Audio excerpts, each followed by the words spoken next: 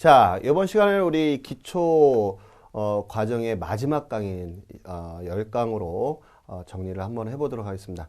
자, 이번 시간에는요, 저랑 같이 장부 마감하는 것부터 재무제표 작성하는 것까지를 한번 연습을 하고요. 아쉽게도 기초 과정을 정리 한번 해보도록 하겠습니다.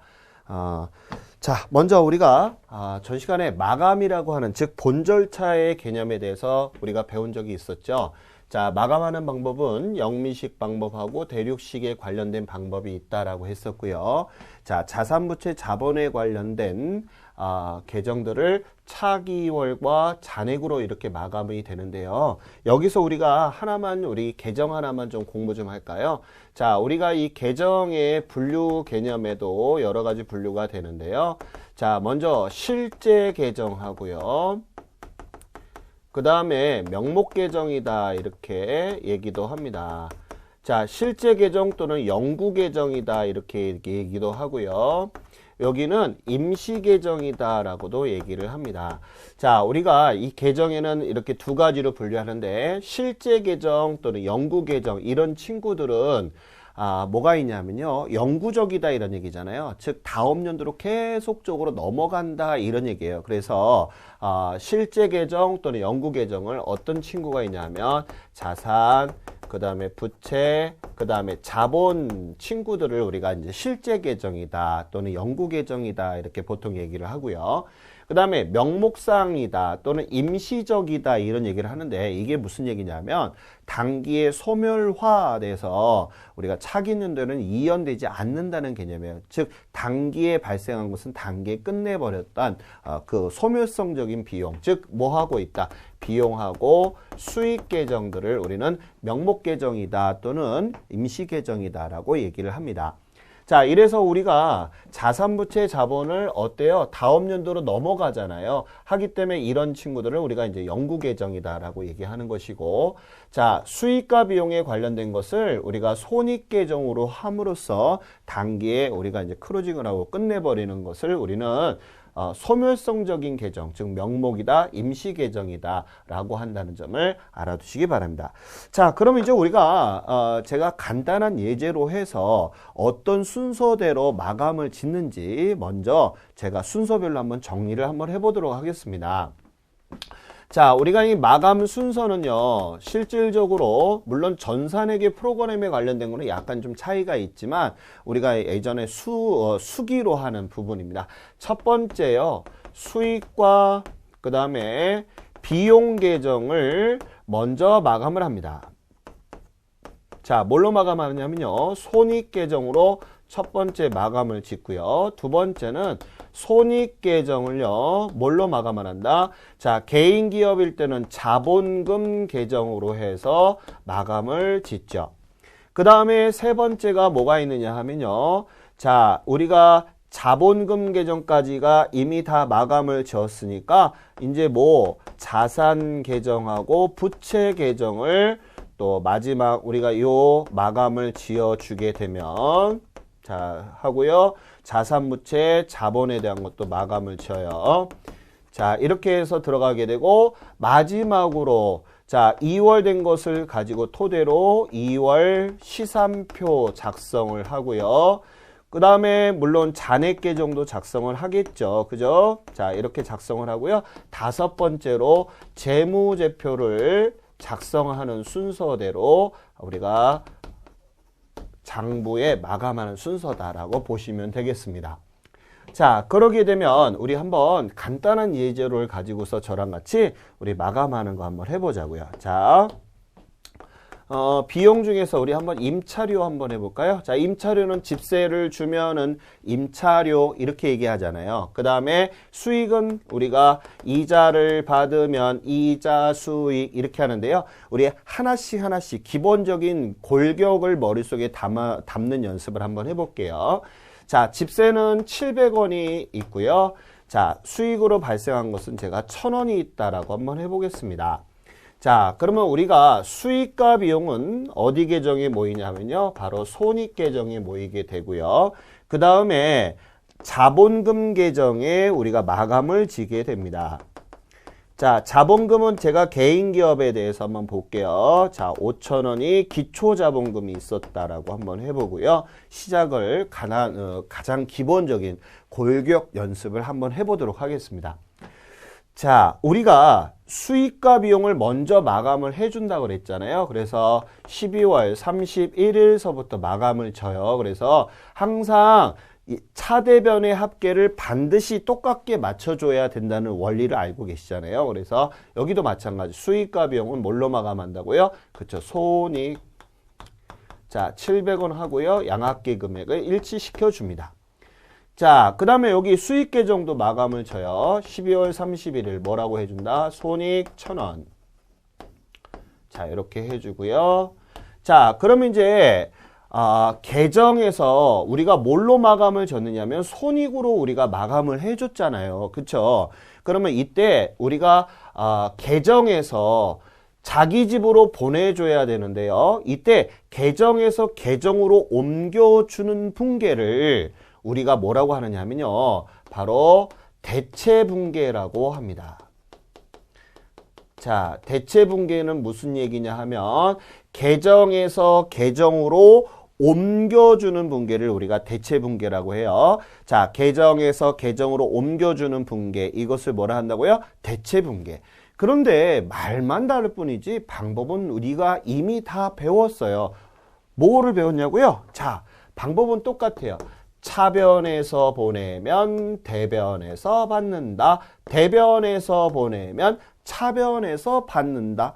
이미 다 배운 문제잖아요. 그쵸? 자, 요거 많이 연습 부탁드릴게요.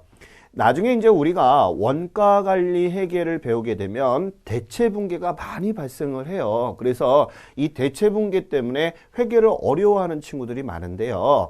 아무튼 요런 분계에 관련된 거, 대체 분계, 추정 분계 뭐 이런 내용이라는 거. 자, 그러면 제가 한번 첫 번째 수익하고요. 또 비용에 관련된 대체 분계에 한번 연습을 한번 해보도록 하겠습니다. 자, 먼저 비용서부터 볼까요? 자, 비용 옮겨주는 거. 자, 한번 보겠습니다. 대변에 있잖아요. 자, 대변에서 보내면 차변에서 받는다. 차변의 손익 700원 하고요. 친구는 누가 된다? 임차료 이렇게 되겠죠. 자, 이렇게 대체분계를 통해서 여기다가 그대로 전기를 하는 거예요.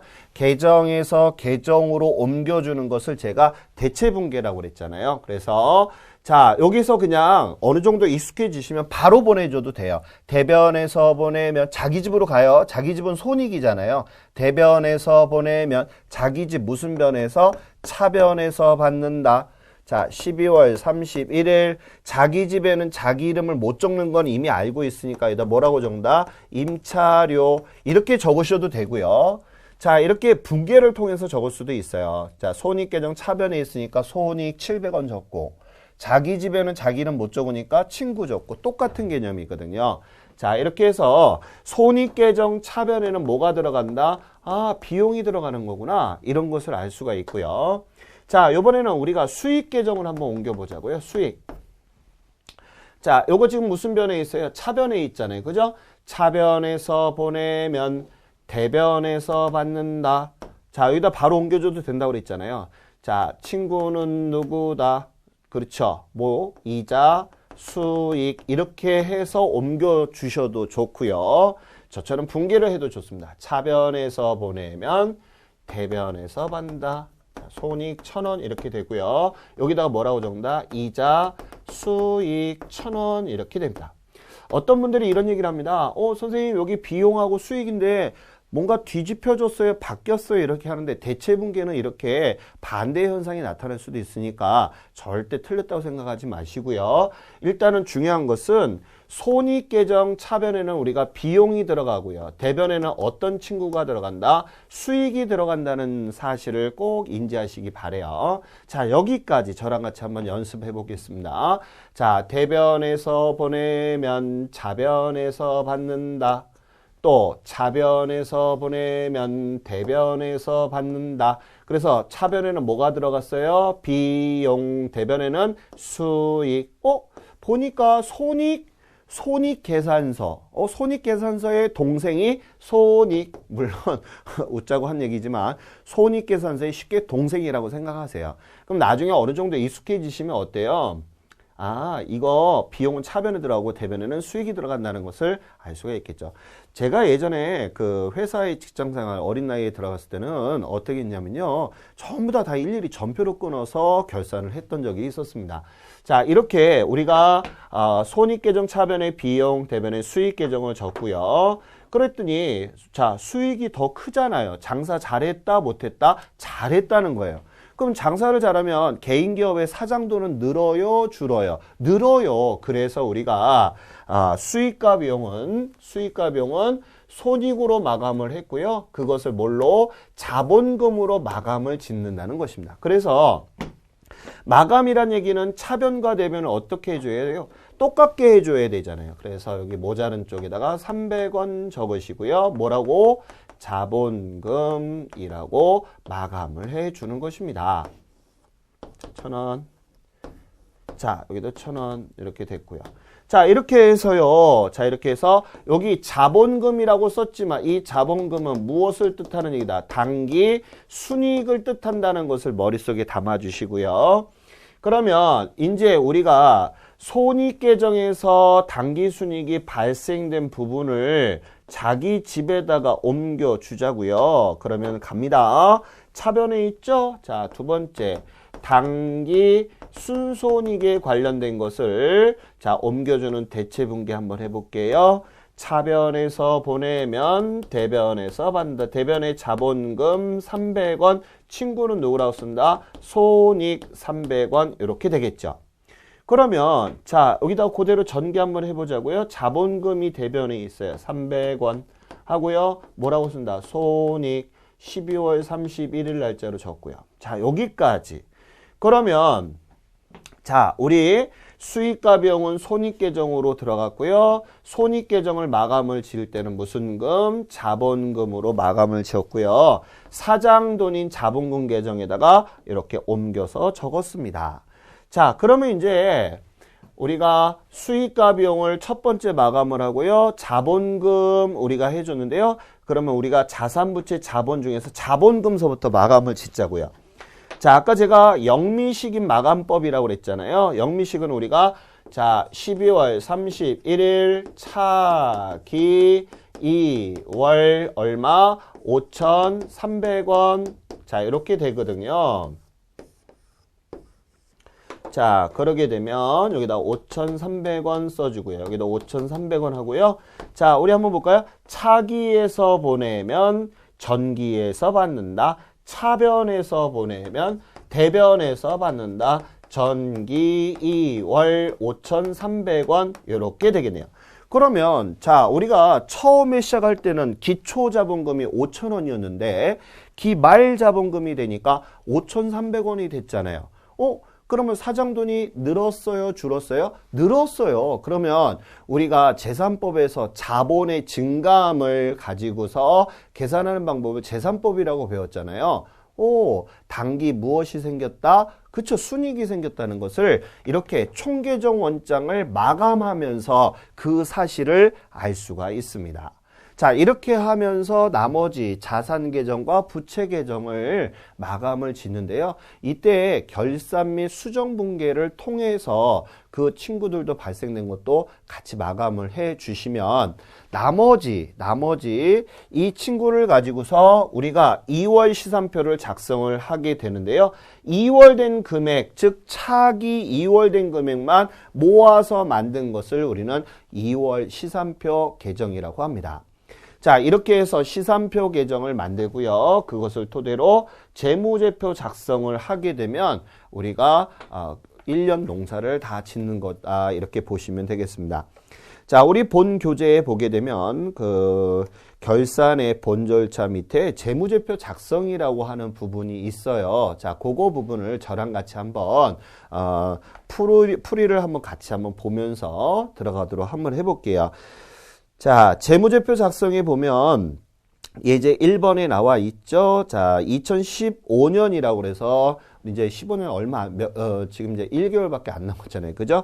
자, 1월 1일 날 90만 원을 출자하여 이런 얘기가 있어요. 자, 1월 1일 날 출자하면 무슨 금? 자본금이라고 그러잖아요. 즉, 기초자본금이 90만 원이 있다라는 얘기를 강조하는 것입니다.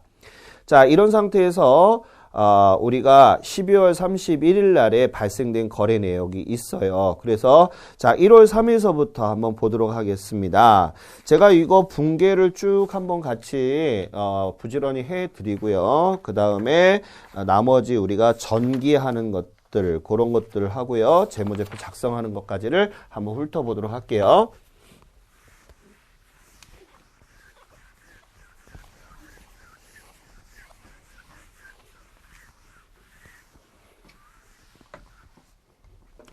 자, 먼저 1월 3일서부터 볼까요? 자, 1월 3일 날 보니까 뭐가 있어요? 현금을 출자하다 이런 얘기니까 자, 출자하면 차변의 현금이 그만큼 늘어나겠죠? 그 다음에 출자하면 무슨 금? 자본금 이렇게 되잖아요. 그래서 자, 얼마가 되는가 봤더니 90만 원을 출자를 하였습니다. 자, 그 다음에 날짜는 2월 15일 날짜로 들어가네요. 자, 2월 15일 날 보니까 뭐가 있느냐? 상품 12만 원을 외상으로 매입했죠? 자, 그러면 상품을 매입하면 차변의 상품 12만 원 외상으로 사면 뭐라고 하자? 외상 매입금 이렇게 되고요. 자, 12만 원 이렇게 됐어요. 자, 그 다음에 날짜는 3월 7일이네요. 자, 7일날 보니까 은행으로부터 20만 원을 차입했다는 얘기는 뭐예요? 빌려왔다는 얘기잖아요. 그럼 빌려오면 현금 자체는 뭐가 돼요? 늘어난 거잖아요. 20만 원이 늘어날 것이고, 자, 은행에서 꾼 돈을 우리는 뭐라고 한다? 차입금 이렇게 얘기를 하잖아요. 20만 원 이렇게 될 것이고요. 자, 그 다음에 4월 20날 볼까요? 자, 4월 20날에 보니까 자, 원가가 6만 원짜리의 상품을 얼마에? 8만 원에 우리가 현금으로 판매했대요. 그러면 자, 상품을 팔면은 무슨 변? 대변. 자, 팔 때는 제가 무슨 가로 적으라 그랬어요? 원가로 적으라 그랬죠? 원가는 얼마짜리? 6만 원짜리를 8만 원에 팔았어요. 어떻게? 현금 받고요. 그러면 비싸게 팔았다, 싸게 팔았다? 비싸게 팔았잖아요. 2만 원만큼을 비싸게 팔면 우리가 뭐라 한다? 상품, 매출, 이익 이렇게 우리가 분계를 하게 되면 됩니다. 자, 그 다음에 날짜는 5월 30날입니다. 자, 5월 30날 보니까 임차료를 현금으로 지급했어요. 현금이 나가면 무슨 변? 대변 이런 식으로 해서 5만 원이 나갔고요. 차변에는 우리가 뭐라고 적어라? 임차료 5만 원 이렇게 됩니다. 자, 그 다음에 날짜는 6월 18일이네요. 자, 6월 18일 날 보니까 외상 매입금을 현금으로 지급했어요. 그러면 차변에 외상 매입금 하고요. 대변에는 뭐라고 쓰자? 현금 하고요. 자, 얼마가 나갔냐 봤더니 4만 원 나갔네요. 자, 그 다음에 7월 7일 날 보겠습니다. 자, 7월 7일 날 보니까 급여를 현금으로 지급했어요. 자, 차변에 급여 하고요. 얼마가? 7만 원 됐고요. 그 다음에 대변에는 현금 이렇게 되겠죠. 그죠? 자, 그 다음에 날짜는 8월 12일 날짜로 들어가 볼까요? 자, 8월 12일 날. 자, 현금을 대여하다고 그랬어요. 그러면 현금을 대여하면 현금 자체는 나가는 거잖아요. 그죠? 현금이 나가요. 80만 원이 대여해서 나갔고요. 그 다음에 빌려준 돈은 무슨 금? 대여금 80만 원 이렇게 되겠네요. 자, 그 다음에 9월 20날이에요. 자, 9월 20날. 자, 원가 3만 원의 상품을 5만 원에 외상 매출했죠? 자, 여기도 마찬가지. 상품을 팔면은 대변의 상품. 자, 얼마짜리예요? 원가가 3만 원짜리에 있는 것을 자, 5만 원에 우리가 외상으로 팔면 뭐라고 적는다? 외상 매출금 이렇게 되고요. 자, 2만 원만큼의 비싸게 팔았어요. 자, 상품을 비싸게 팔면 상품 매출 이익 이렇게 들어가겠네요. 자, 그 다음 문제. 자, 10월 11일 날 기계장치를 구입하고 이랬으니까 차변에 뭐라고 적어요? 차변에 기계장치 이렇게 되겠네요. 그죠? 자, 날짜는 10월 11일 날 차변에 기계장치 하고요. 자, 대변에는 외상으로 구입했다고 그랬는데 여기다가 외상 매입금 적으면 안 된다고 그랬죠. 자, 못 준 돈 뭐라고 쓴다? 미지급금이라고 적어 주셔야 되겠고요. 금액은 얼마? 35만 원이 되겠네요. 자, 그 다음에 날짜는 11월 16일 날짜로 들어가요. 자, 11월 16일 날짜에 보니까 외상 매출금 중에서 25,000원이 현금으로 회수하다 이렇게 나와 있어요. 자, 회수란 얘기는 내가 돈을 받았다는 얘기예요. 그러면 현금을 받으면 차변의 현금 하고요. 뭘 받았어요? 그쵸, 외상 매출금. 자, 금액은 얼마? 자, 25,000원이네요. 자, 25,000원 해주시고요. 자, 그 다음에 날짜는 25일 날짜죠. 자, 25일 날짜에 보니까 뭐뭐에 대한 이자라고 그랬으니까 이자만 분개해주면 되겠죠. 근데 이자를 현금으로 회수한다는 얘기는 뭐예요? 이자를 현금으로 받은 거예요. 그래서 차변에 현금 하고요. 대변에는 이자 수익이 되겠네요. 자, 금액은 얼마? 4만 원. 이렇게 되겠어요. 자, 그 다음에 12월 1일 날 볼까요? 자, 12월 1일 날 보니까 자, 중개에 따른 수수료를 현금으로 수령하다 이랬으니까 현금을 받았다는 얘기잖아요. 그러면 차변에 현금 하고요. 자, 9만 원 하고 대변에는 수수료 수익. 자, 이렇게 회계 처리를 해주면 되겠고요. 마지막 날짜입니다. 자, 12월 28일 날짜지요. 자, 28일 날짜에 보니까 건물을 20만 원 현금으로 구입했어요. 그러면 차변에 건물 20만 원이 되겠고요. 대변에는 현금이 나가게 되겠습니다. 자, 지금 제가 1월 달서부터 12월 달까지에 있는 분계를 쭉 설명을 했는데요. 자, 거래가 생기면 제가 뭐 한다고 그랬죠? 분계한다고 그랬죠? 그럼 분계한 것을 총계정원장에 전기를 하는 데 있어서 우리 교재에 보시게 되면 현금 계정서부터 시작해서 계정 과목마다 차변과 대변에 나누어서 전기를 하였습니다. 자, 우리가 계정 기입에 적을 때는 마음대로 적는 게 아니라 제일 먼저 차변에 있으면 이 분계를 할 때 있어서 자, 복습하는 거죠. 자, 현금 계정이다라고 했을 때 한번 볼까요? 자, 차변에 현금이 있잖아요. 그러면 11월 16일 날 차변에 있으면 25,000원 적고요. 자, 자기 집에는 자기는 못 적고 누구 적는다 그랬어요? 친구 적으라고 그랬죠. 그래서 외상, 매출금 이런 식으로 적는다는 거 알아두셨으면 좋겠고요. 자, 이렇게 해서 우리가 이 분계한 것을 총계정원장에 전기를 하였습니다. 그래서 그 전기한 내용들이 쭉 나와 있고요. 그 다음에 이 계정에 대해서 전기한 것을 한 표에 작성을 해서 보기 좋게 만든 것을 제가 시산표라고 그랬잖아요. 그래서 시산표 종류는 몇 가지가 있다. 합계, 그 다음에 잔액, 합계 잔액 시산표가 있는데요. 우리 교재에는 이해하기 쉽게 그냥 남아있는 잔액만 적었어요. 그래서 잔액 시산표에 우리가 자, 자산은 항상 잔액이 차변에 있고요. 부채와 자본은 무슨 변? 대변에 들어가고요. 또 수익은 대변, 비용은 차변에 해서 잔액을 우리가 지금 보니까 170만 원 일치를 시켰어요. 그러면 이제 이 시산표를 가지고서 우리가 이제 기초과정이다 보니까요. 결산의 수정분계가 사실은 빠져 있습니다. 이거는 중국과정에서 한번 좀 다뤄보도록 하고요. 그 결산 수정분계를 가지고서 다시 수정호 시산표를 만들고요. 그 다음에 그 수정호 시산표를 가지고서 우리가 이제 본격적으로 이제 계정을 갖다가 이제 마감을 짓는 거. 그 자체를 우리가 이제 본 절차라고 하잖아요. 그래서 아까 제가 말씀드린 것처럼 수익과 비용을 먼저 뭘로 마감하고 손익으로 하고요. 손익 계정은 무슨 금? 자본금으로 마감을 짓고 그 다음에 마찬가지 자산부채 계정 마감하고요. 2월 시산표 마지막으로 재무상태표 계정을 마감하는 순서대로 들어갑니다. 그래서 우리 교재에도 보시게 되면 제가 순서별로 계정에 마감하는 것을 거기다가 작성을 해놓고요. 마지막으로 거기에 보면 2월 시산표 계정과 그 다음에 우리가 손익계정을 보고 마지막으로 재무상태표, 그 다음에 포괄손익계산서를 작성을 하게 되면 제가 아까 열거했던 그 순서대로 해서 장부가 마감이 됩니다. 물론 이제 우리가 실무에서는 회계 프로그램을 씁니다. 회계 프로그램을 쓰더라도 거래가 생기면 사람이 직접 전표 발생을 시키고요. 전표 발생을 시킨 것을 입력을 하겠죠.